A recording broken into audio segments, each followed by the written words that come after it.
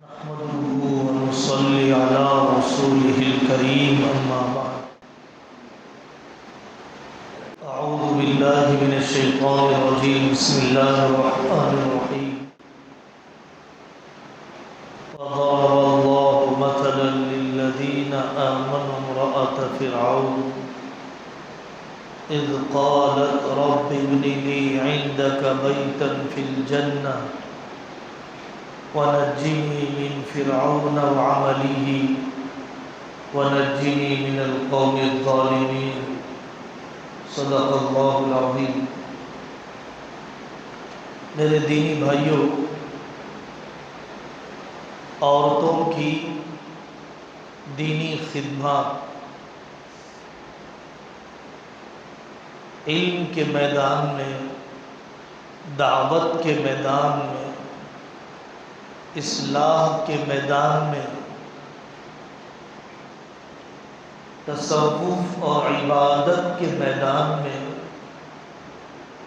بڑے عظیم کام عورتیں کر چکی ہیں اور کر سکتی ہیں اگر عورتوں کو حقیقی میدان دیا جائے۔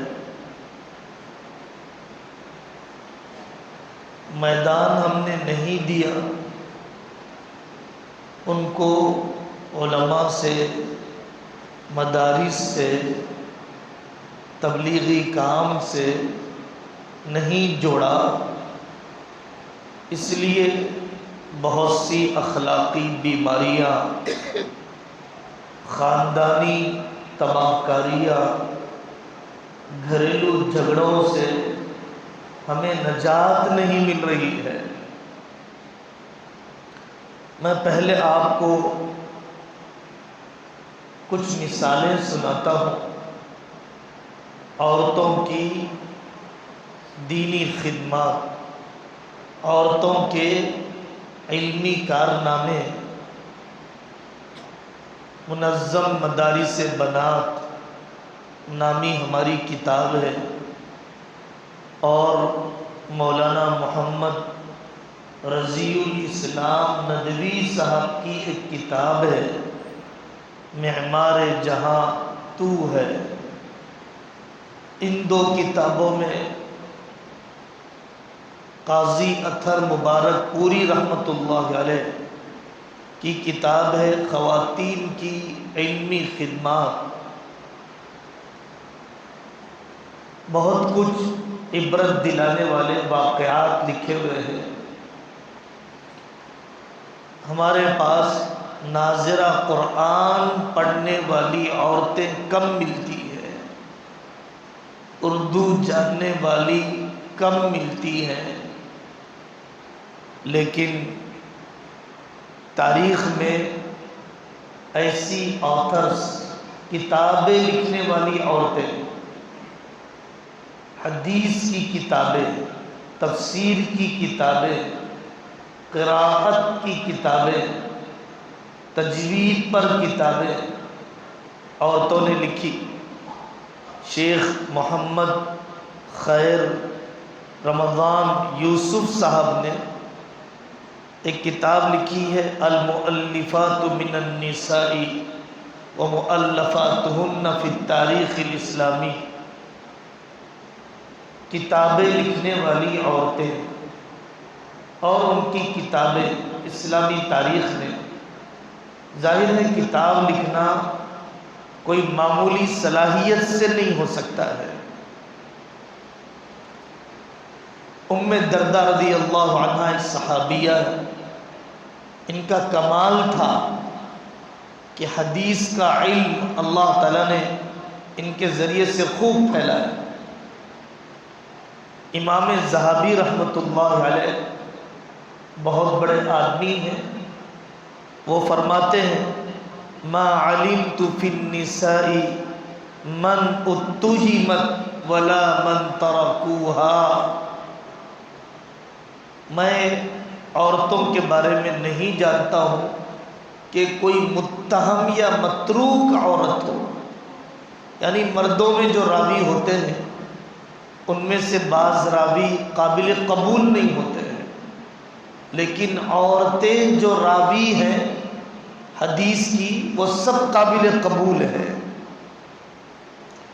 ایک بڑے مصنف ہیں عمر رضا کحالہ، انہوں نے اپنی کتاب کے اندر وہ عورتیں جو علمی مقام رکھتی ہیں ان کا تذکرہ کیا۔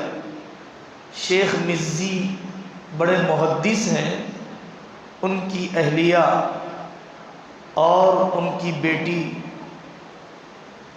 حدیث کی زبردست ماہر شیخ مزی رحمۃ اللہ علیہ کے داماد ابن کثیر رحمۃ اللہ علیہ بڑے مفسر گزرے ہیں۔ ہندوستان کی تاریخ میں شاہ اسحاق صاحب دہلوی رحمۃ اللہ علیہ کی بیٹی تھی امت الغفور، اور ان بیٹی کے شوہر تھے مولانا عبد القیوم صاحب رحمۃ اللہ علیہ۔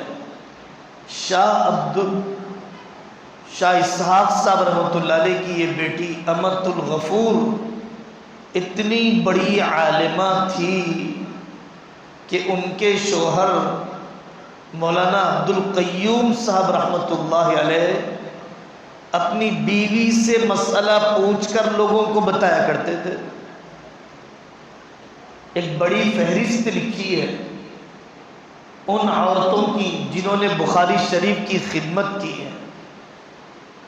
سعید ابن مسیب رحمۃ اللہ علیہ کی بیٹی درہ نے سعید ابن مسیب کا پورا علم لے لیا تھا۔ امام مالک بن انس رحمۃ اللہ علیہ کی بیٹی نے ان کی موطا حدیث کی کتاب کو اولین درجے میں حفظ کر لیا، سبقت حاصل کر لی۔ ایک زمانہ تھا کہ مسجد حرام میں، مسجد نبوی میں، مسجد اقصی میں، بیت المقدس میں جیسے مرد علماء کے حلقے لگتے ہیں، ایسے عالمہ بڑی عظیم عورتوں کے بھی حلقے مختلف لگا کرتے تھے۔ ایک پوری فہرست ہے ان عورتوں کی جن سے اکابرین امت نے استفادہ کیا۔ خاتون استاد ہے اور ان سے امت کے جلیل القدر علماء نے علم حاصل کیا ہے۔ آخری زمانے میں مریم جمیلہ اور اس قسم کی خواتین پیدا ہوئی جو یہودی تھیں، اسلام قبول کیا اور اسلام قبول کر کے اسلام کی زبردست ترجمانی کی، مغرب اور ویسٹرن کلچر کی تردید کی۔ دین کی محنت میں عورتیں کیسے حصہ لیں؟ دین کی محنت میں، علم کی محنت میں عورتیں کیسے حصہ لیں؟ سب سے پہلا اصول یہ ہے کہ اپنے شوہر، اپنی اولاد، نکاح سے پہلے اپنے ماں باپ، اپنی صحت کا پورا خیال رکھا جائے۔ حضرت رسول اللہ صلی اللہ علیہ وسلم کا ملفوظ حضرت انجشہ رضی اللہ عنہ سے آقا نے فرمایا تھا، رویدک بالقواریر، رویدک بالقواریر یا رفقم بالقواریر یا انجشہ۔ حضرت انجشہ رضی اللہ عنہ اونٹنی کے لیے خودی پڑھتے ہوئے، اشعار پڑھتے ہوئے تیز رفتاری سے چلا رہے تھے۔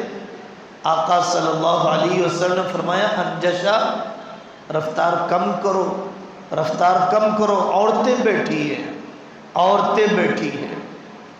تو جسم کے اعتبار سے چونکہ نازک ہوتی ہیں تو صنفی نزاکت کا خیال کیا جانا چاہیے۔ اپنا مثالی خاندان بناتے ہوئے، اپنے سسرالی خاندان کو نبھاتے ہوئے پھر تجوید کی طرف متوجہ ہو۔ نورانی قاعدے کی طرف متوجہ ہوں، عالم کورس کرنے کی طرف متوجہ ہوں، دسیوں فتنوں سے بچ جائیں گی، اولاد کی تربیت میں سہولت ہو جائے گی، وقت میں اللہ تعالیٰ برکت دے دیں گے، جسمانی صحت بھی درست ہو جائے گی اگر ہم نے اپنی عورتوں کو علم سے، دعوت سے، علماء کی صحبت سے ہم نے اگر ان کو جوڑ دیا اور آگے ان کے ذریعے سے ایک مشن چلایا جا سکتا ہے، تحریک چلائی جا سکتی ہے۔ ہمارے ملک میں واقعات ہیں، بہنوں نے مکتب شروع کیے، مدرسے شروع کیے، ہزاروں کی تعداد میں ان ماؤں کے علم سے لوگوں نے آج فائدہ اٹھایا ہے، آج فائدہ اٹھایا۔ انہیں صرف چولہا چکی، چائے کھانے، دھونے دھلانے، بچوں کی پرورش تک محدود نہ کیا جائے۔ ان کی صلاحیتیں اگر ماڈرن ایجوکیشن میں کھل سکتی ہے میڈیکل کی پڑھائی کے لیے، تو دین کے علم کے لیے کیوں نہیں کھل سکتی ہے؟ تبلیغ میں عورتوں کی ایک تعداد مختلف علاقوں میں جاتی ہے، ملکوں میں جاتی ہے۔ ہاں، افضل کی دعوت دی جائے گی، غیر افضل کو افضل کی طرف لانے کی کوشش کی جائے گی۔ دیکھیے، عورتوں کے لیے اصل مسجد ان کا گھر ہے، ان کے نماز کی جگہ اصل اندر کا کمرہ ہے۔ حضرت نبی پاک صلی اللہ علیہ وسلم کے زمانے میں وہ مسجد آیا کرتی تھی آقا کی صحبت کے لیے، قبر اطہر کی زیارت کے لیے، کعبۃ اللہ کے طواف کے لیے۔ لیکن اس کا مطلب ہرگز یہ نہیں ہے کہ عورتوں کو سفر کے درمیان بھی نماز قضا کرا دی جائے، مسجد میں پڑھنے کی اجازت نہ دی جائے۔ یہ بھی زیادتی ہے۔ سڑکوں پر جو مسجدیں ہیں، آبادی سے باہر جو مسجدیں ہیں، ان مسجدوں میں عورتوں کا مصلی بننا چاہیے، جیسا کہ ہمارے اکابر کہہ رہے ہیں، پرسنل بورڈ کہہ رہا ہے، تاکہ ان عورتوں کی نماز قضا نہ ہو، مسجد میں آنے کو اتنا معیوب یا ناجائز بھی نہ سمجھا جائے۔ عورت کی آواز، فتویٰ تو نہیں، تقویٰ یہی ہے کہ حتی الامکان پردہ کرے۔ یوٹیوب پر آنا، چاہے نقاب رکھ کر ہو یا نقاب ختم کر کے ہو،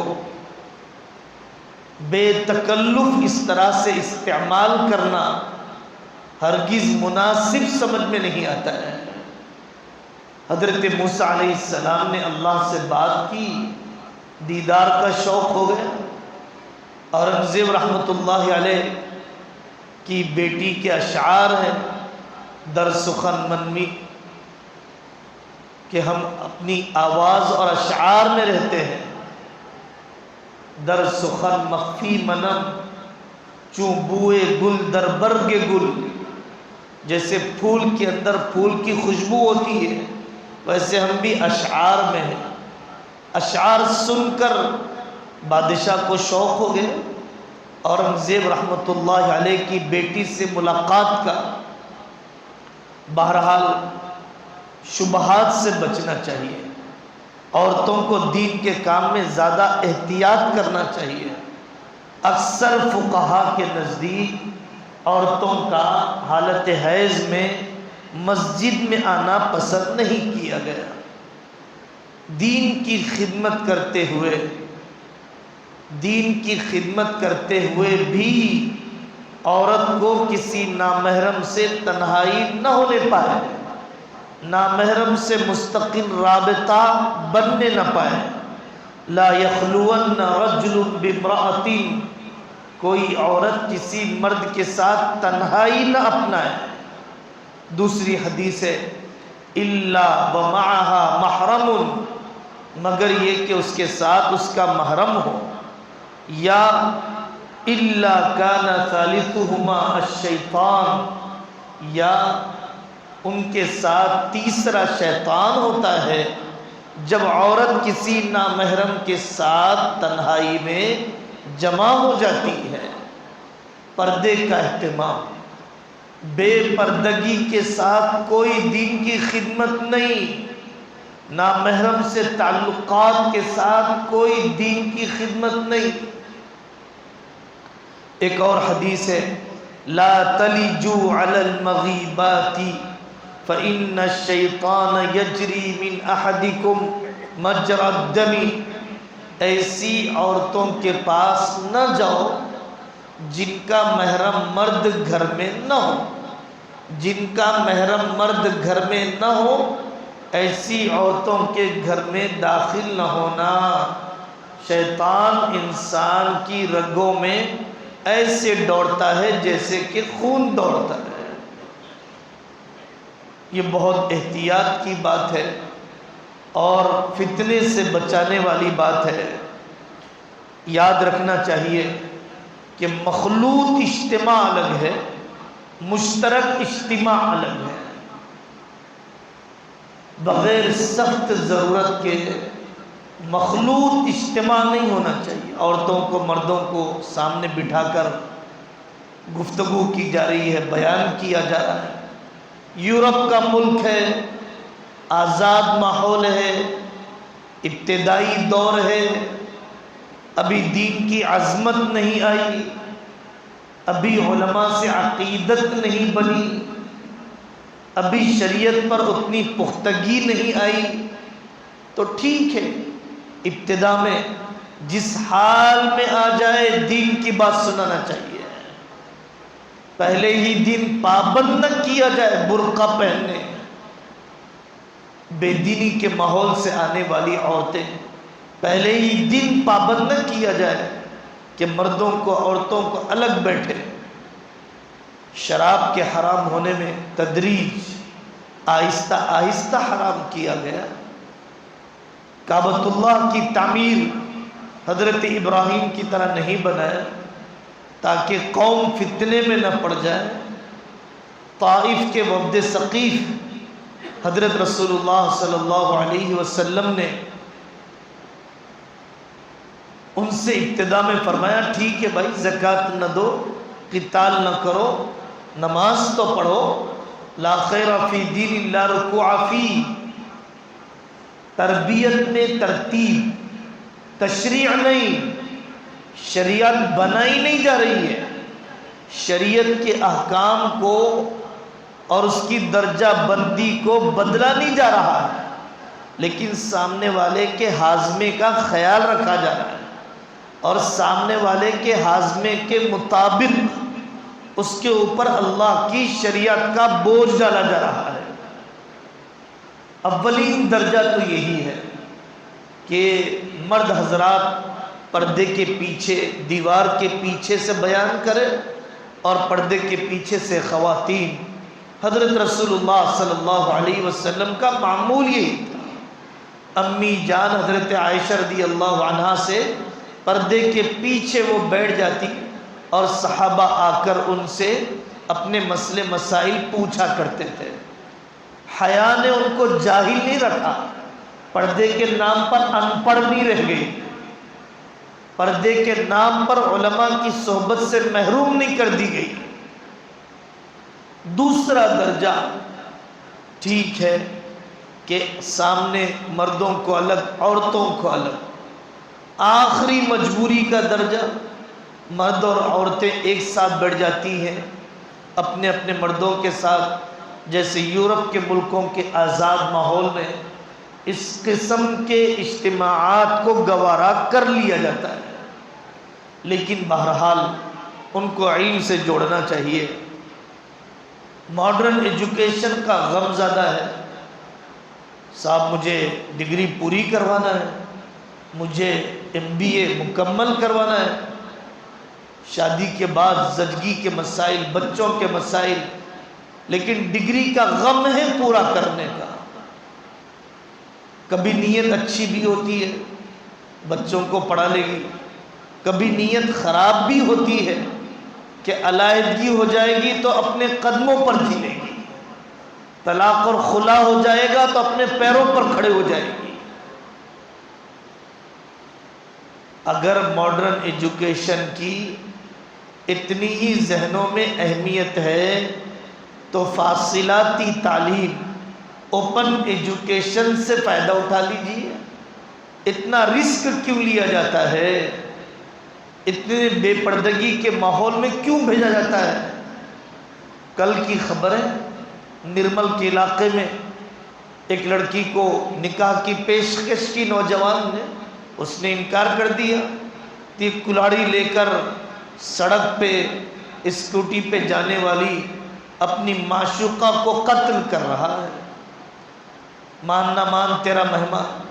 جب گھر سے باہر نکل جاتی ہے عورت اور نامحرم کے ساتھ جب بھی اختلاط، میل ملاپ، ربط، ارتباط جب پیدا ہو جاتا ہے، اس قسم کے مسائل آپ کے گھر میں بھی ہوں گے، میرے گھر میں بھی ہوں گے۔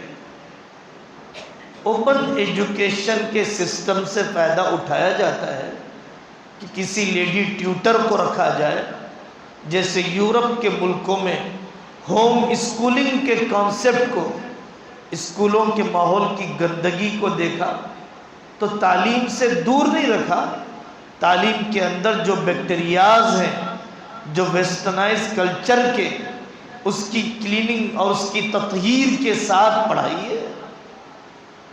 ہمارے حضرت شاہ جمع الرحمن صاحب فرماتے ہیں، ایک سادہ سیدھا کھانا ہے، زہر کا گزر بھی نہیں ہے، اور ایک بریانی ہے لیکن تھوڑا سا زہر ہے۔ آدمی کس کھانے کو پسند کرے گا؟ بریانی کو چھوڑ دے گا، اس میں تھوڑا سا زہر ہے، سادے کھانے کو قبول کر لے گا، زہر سے پاک قسم کی چیز ہے۔ آپ بھی اپنے بچوں کے ایجوکیشن کے لیے ایسے اسکول کا، ایسے طریقہ کار کا، ایسے سسٹم کا انتخاب کرنا چاہیے کہ جس میں بے دینی، مغربیت، الحاد کا زہر نہ ہو۔ بچوں کے مکتب، چھوٹے بچوں کے، بڑی عورتوں کے مکتب، اس سے فائدہ اٹھائیے۔ بستی میں حافظہ، مجودہ، عالمہ بہنوں کے پاس باپردہ مکان، عورتوں مردوں کے آنے جانے کے راستے الگ الگ رکھتے ہوئے ان بہنوں کے علم سے فائدہ اٹھانا چاہیے۔ فنکشن ہال جا سکتے ہیں، بے پردگی کے ماحول میں جا سکتے ہیں، اگر وہاں نہیں بھی جا رہے ہیں تو علم کے لیے ذلت کو جھیلنا چاہیے، علم کے لیے چھوٹا بننا چاہیے، علم کے لیے ذلت جھیلنا بہتر ہے زندگی بھر جہالت کی ذلت جھیلنے کے مقابلے۔ زندگی بھر جہالت کی ذلت جھیلنے کے مقابلے آخری زمانے میں آن لائن تعلیمی نظام کا بھی ایک بڑا سلسلہ پوری دنیا میں، بڑے بڑے مدرسے چلائے جا رہے ہیں۔ پورے عالم کے مشہور پیر ذوالفقار صاحب دامت برکاتہم کی نگرانی میں ای معہد نامی ایک بڑا مدرسہ چلتا ہے۔ ہزاروں کی بیٹیاں دنیا کے 60-70 ملکوں میں عالمہ بن چکی ہیں، حافظہ بن چکی ہیں، مفسرہ بن چکی ہیں۔ آن لائن جب دنیا کے کاموں کے لیے ہو سکتے ہیں، غفلت کے کاموں کے لیے رہ سکتے ہیں، گناہ کے کاموں کے لیے ہو سکتے ہیں، تو دین کے علم کے لیے آن لائن کیوں نہیں ہو سکتے ہیں؟ اپنی عورتوں کی دینی تعلیم ہر عمر میں ان کو دینی تعلیم سے جوڑنا چاہیے، اور اس قسم کے جو آپشنز ہیں، جو مواقع ہیں، سیکھنے سکھانے کے میدان ہیں، ان سے بھرپور استفادہ کیا جانا چاہیے۔ اللہ تبارک و تعالی ہمیں اپنے اوقات کے صحیح استعمال کرنے کی توفیق عطا فرمائے، صلاحیتوں کے ضائع کرنے، عمر کے تباہ کرنے سے اللہ ہماری عورتوں کی حفاظت فرمائے۔ وآخر دعوانا ان الحمد للہ رب العالمین۔